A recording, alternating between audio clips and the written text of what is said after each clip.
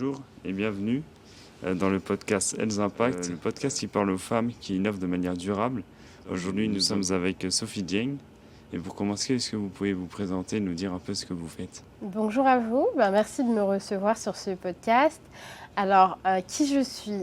C'est une question que je me pose très souvent et je me demande si un jour j'aurai la réponse. Mais pour être très synthétique, je dirais que je suis une jeune femme active d'origine franco-sénégalaise. J'ai 30 ans et aujourd'hui, je rayonne dans l'univers de l'entrepreneuriat. Super, merci. Est-ce que maintenant vous pouvez nous raconter d'où vient cet engagement ? D'où vient cet engagement ? Alors, moi j'ai décidé d'entreprendre il y a quelques années, en 2018. À la fin de mes études, alors moi il faut savoir que j'ai grandi dans des cités sensibles dans le sud-est de la France et j'ai très souvent été confrontée à des inégalités, à des discriminations et j'étais RH pendant une bonne dizaine d'années, depuis une bonne 12 ans exactement. Et j'ai été confrontée à des discriminations dans les recrutements. Plusieurs fois on m'a demandé par exemple de ne pas recruter de personnes de moins de 30 ans, de ne pas recruter des personnes maghrébines ou même des femmes enceintes. Et en fait ça allait totalement à l'encontre de mes valeurs, à l'encontre de ce en quoi je croyais, ce en quoi je crois. Et je me suis tout simplement dit que j'étais pas à ma place et je pouvais pas en fait être dans un moule qui ne me correspondait pas, dans un endroit, dans un univers qui n'était absolument pas fait pour moi. Et j'ai eu la chance de tomber sur une personne formidable qui m'a dit un jour: Sophie, t'es hyper compétente, je sais pas ce que tu fous là, c'est le bon moment, t'as la bonne énergie, t'as le temps, lance-toi. Et moi, à l'époque, je ne savais pas du tout ce que ça voulait dire entreprendre.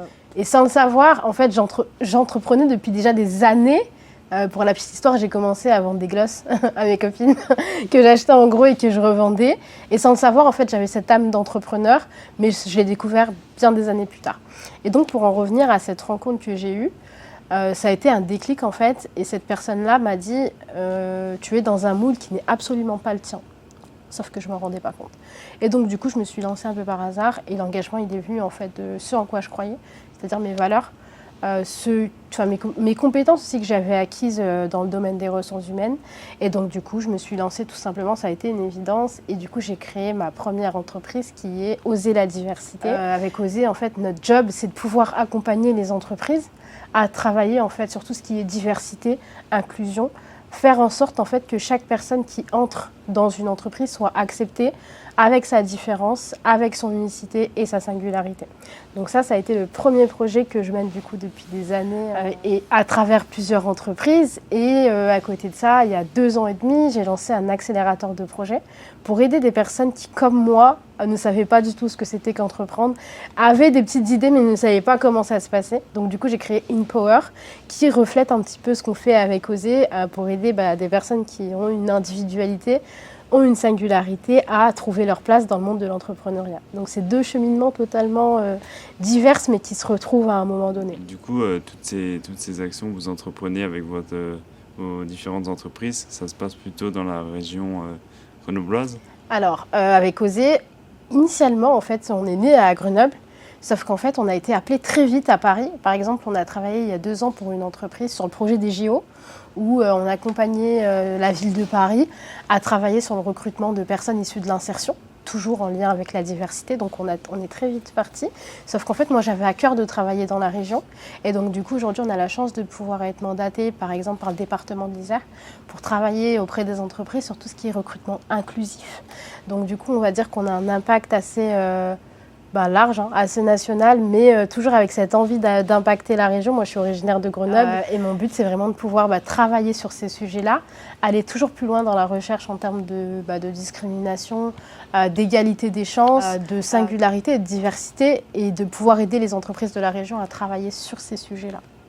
Et avec InPower, bizarrement, et heureusement, je trouve que c'est la force, on a un rayonnement national et international parce qu'on a des personnes de notre communauté qui sont au Sénégal, par exemple, en région parisienne, en région PACA, donc un peu partout. Donc on essaye à notre échelle d'impacter, de transmettre notre savoir-faire aux gens qui en ont besoin et ce, au-delà de la région. Votre impact est non seulement entrepreneurial mais aussi associatif, comme vous l'avez évoqué. Vous êtes coordinatrice de l'association Les Petites Gouttes de la région Rhône-Alpes. Donc c'est une association qui vient en aide aux enfants, aux personnes en situation de handicap au Sénégal. Donc quel est votre impact ici en France et comment agissez-vous concrètement pour leur venir en aide depuis Grenoble et depuis toute la France à peu près Alors, les petites gouttes, effectivement, c'est un projet qui me tient à cœur, qu'on mène de front depuis 2014 exactement. C'est une association qui a été créée par un monsieur génial qui s'appelle Momar Fall et qui est issu de la Buisse, du coup, en région Isère, dans le département d'Isère. Et donc, du coup, le but de l'association, c'est de venir en aide à des enfants dits des talibés. En fait, ce sont des enfants de la rue au Sénégal, parce que du coup, je vous l'ai dit en début de podcast, moi, je suis originaire du Sénégal, donc j'ai la double culture. Et le but des petites gouttes, c'est de pouvoir permettre à ces enfants qui sont déscolarisés, déshérités, qui très souvent sont confiés à leurs parents, donc pour leur éducation. Et nous, notre but, c'est de leur transmettre déjà plusieurs choses. Le savoir, c'est-à-dire on essaie de leur apporter l'apprentissage du français. Il faut savoir que c'est des enfants qui sont déscolarisés. Donc ils n'ont pas de structure professionnelle, ils ne sont pas encadrés par des parents. Pour vous imaginer le truc, ils sont dans des grandes maisons qu'on appelle des daras et ils sont à 65 enfants. C'est des enfants qui vont de 1 an jusqu'à 15 ans. Et donc du coup, on essaye de les suivre en fait sur tout leur parcours, toute leur évolution, à la fois sur l'aspect hygiène, ça paraît bête, mais ne serait-ce que le fait qu'ils prennent une douche de temps en temps, le fait qu'ils n'aillent pas dans la rue, parce que les enfants de la rue sont très souvent envoyés pour mendier et demander de l'argent, et le but c'est d'éviter ça. Donc on essaye de leur transmettre des valeurs, un héritage, un apprentissage, et ce qui me touche le plus, c'est d'essayer de leur transmettre un moment de joie. C'est-à-dire que tous les mois, en fait, on leur procure une activité qui s'appelle le premier samedi du mois. Et ils savent que pendant ce samedi, ça va être un peu leur safe place, entre guillemets, le moment où ils vont pouvoir souffler, ne pas être dehors, ne pas être constamment dans cette peur du lendemain. Et chaque année, on essaye de faire des actions humanitaires pour ces enfants. On a, grâce à certains donateurs, pu on est en train de construire un centre d'accueil en fait, pour héberger ces enfants-là. On en a 185 aujourd'hui, donc majoritairement des garçons. On a 6 filles, il me semble. Et donc voilà, on essaye de les suivre. Et du coup, la question, c'était l'impact. Alors, vu que les enfants sont au Sénégal et que nous, on est ici, forcément, l'impact au quotidien, il est différent. Parce qu'on n'est pas avec eux, enfin moi je ne suis pas avec eux tous les jours. Par contre, il y a une équipe sur place qui est formée, qui les accompagne, qui les accueille tous les jours. Et nous, notre rôle en fait ici, c'est un peu de jouer l'aspect service. Donc on va aller rechercher des fonds, par exemple, on va aller chercher des partenaires, recruter des personnes pour justement avoir un bagage financier pour derrière aller délivrer tous ces soins qui coûtent super cher, trouver des équipements, par exemple pour les enfants en situation de handicap, parce que c'est encore très tabou au Sénégal. Par exemple, on essaie de trouver des fauteuils roulants, des béquilles, des appareils pour les enfants tétraplégiques, et on suit aussi une autre population qui est les personnes atteintes d'albinisme, qui sont très souvent des personnes invisibles qu'on ne voit pas, et c'est ce qu'on essaye de faire. On essaie d'apporter notre petite goutte pour aider toutes les personnes qu'on essaye d'aider à notre échelle. Est-ce que vous pouvez nous donner des exemples d'initiatives que vous avez introduites dans vos différentes entreprises ? J'en ai beaucoup, mais je peux vous en donner un concret. Par exemple, je vous parlais tout à l'heure du recrutement inclusif, parce que je pense qu'aujourd'hui, en étant RH de métier, la problématique du recrutement est une très grosse problématique rencontrée par les entreprises. On a du mal à trouver des personnes qui vont venir travailler chez nous, des personnes qualifiées, et surtout les candidats qui candidatent aux différents postes ont aujourd'hui cette envie de trouver un endroit où ils vont être accueillis avec leurs valeurs, avec leur personnalité, avec leurs envies, leurs compétences, et ils veulent se sentir à l'aise dans l'environnement de l'entreprise, parce que c'est là qu'ils vont passer beaucoup de temps. Et en fait, c'est ce qu'on essaye de procurer, nous, chez OSE, à travers les entreprises qu'on accompagne, c'est-à-dire, ok, faites confiance, du coup, par exemple, à la diversité, faites confiance à des personnes qui ne vous ressemblent pas, mais qui pour autant vont venir et auront des super compétences, et vous verrez que vous serez super content des personnes qui arrivent. Et nous, notre job avec OSE, c'est vraiment de faire ça.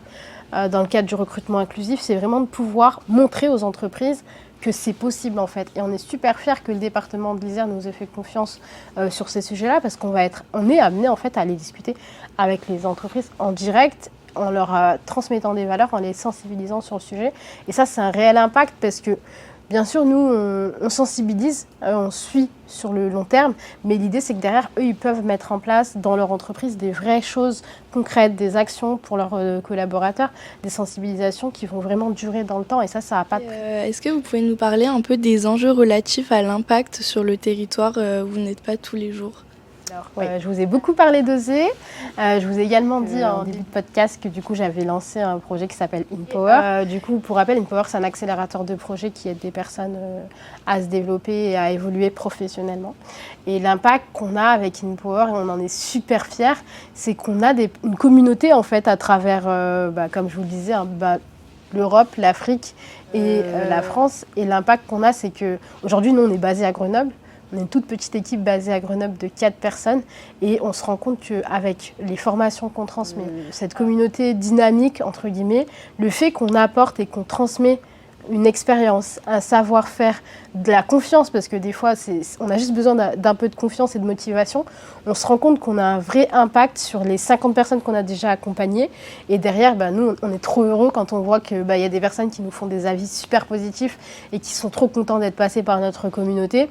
Et mine de rien, on est juste basé dans un bureau, on procure juste un petit peu de positif, on transmet juste des tips, une méthodologie, des outils, des aspects concrets, des stratégies. Ça paraît simple, mais derrière, c'est un réel impact quand on voit qu'il y a des filles qui créent leur emploi derrière, quand on voit qu'il y a des filles qui, derrière, partaient de rien ou avaient vraiment un manque de confiance en elles et qu'on voit qu'elles explosent tout. Nous, on est super fiers et c'est comme ça qu'on arrive aussi à constater l'impact. Parce que c'est drôle, parce que le podcast s'appelle Elles Impact, mais on a du mal à constater l'impact avant qu'on nous le dise, en fait, clairement. Moi, avec Oser, j'y allais, quoi. Tous les jours, je prenais ma valise, j'allais rencontrer les collaborateurs, les clients, tatati, tatata. Et c'est des années après qu'on se rend compte que, on a quand même fait ça, on a quand même réussi à atteindre ces objectifs-là.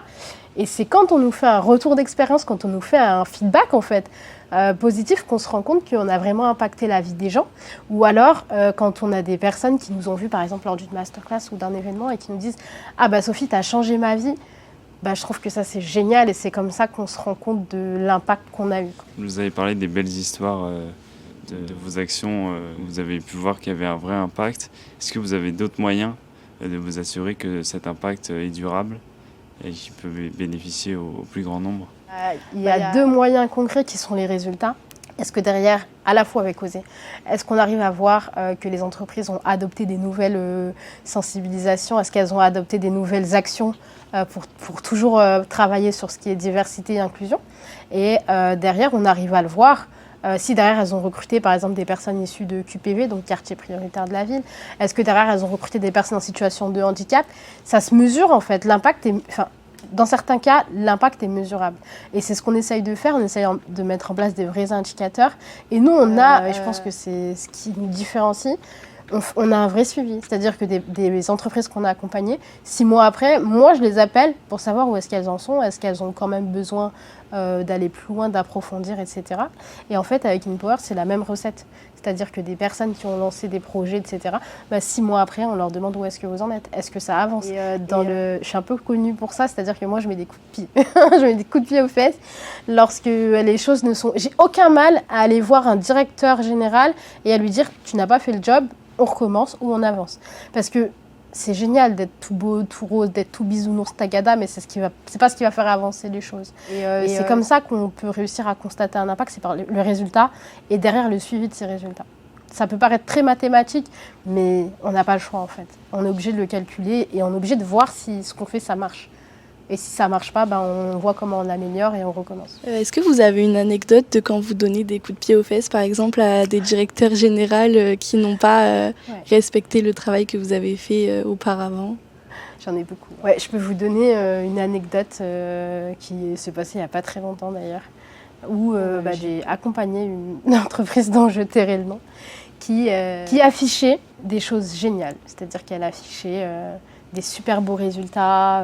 Alors nous, on est génial, on embauche des femmes ingénieurs, on embauche des femmes au comité de direction, on embauche des personnes en situation de handicap, on embauche des personnes qui viennent de quartier, etc. Et en fait, derrière, en grattant les chiffres, moi je gratte tout le temps, je regarde tout le temps, et on se rendait compte qu'en fait, c'était que du mytho, c'était que du fake.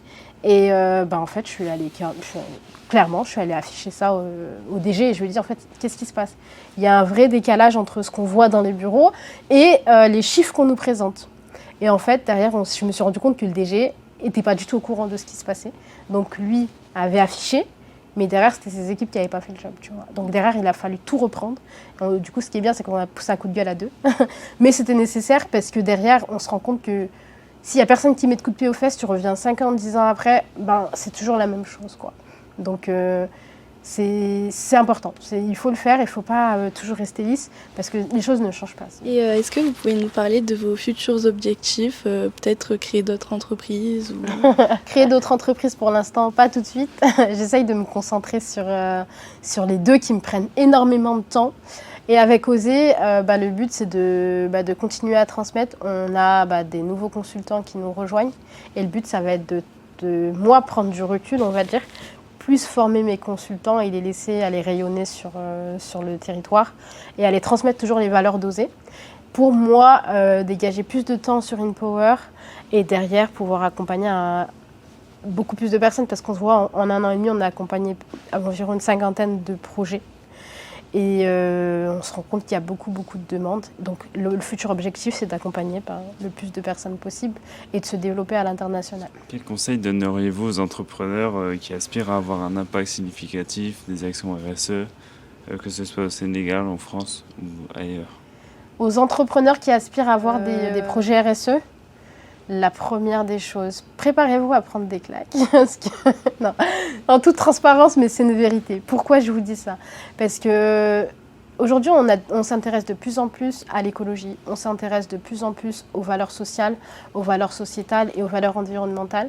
Sauf que c'est avant tout des valeurs qu'on va porter personnellement. Donc il est important en fait de garder cette conviction-là et de ne jamais lâcher l'affaire.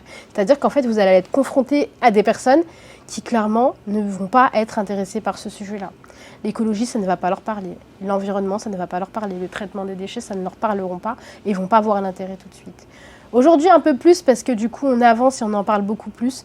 Mais c'est important de se dire que derrière, on va se prendre des murs. Et c'est important de les prendre pour derrière s'améliorer et aller justement proposer sa solution en fait. Proposer sa solution et se rendre compte que la solution que vous allez proposer en tant qu'entrepreneur, c'est la solution qu'il faudra auprès des personnes que vous allez voir. Donc se préparer à prendre des murs, encore une fois, et vous allez voir que c'est tellement génial derrière quand ils se cassent et quand vous arrivez à faire votre place sur le marché.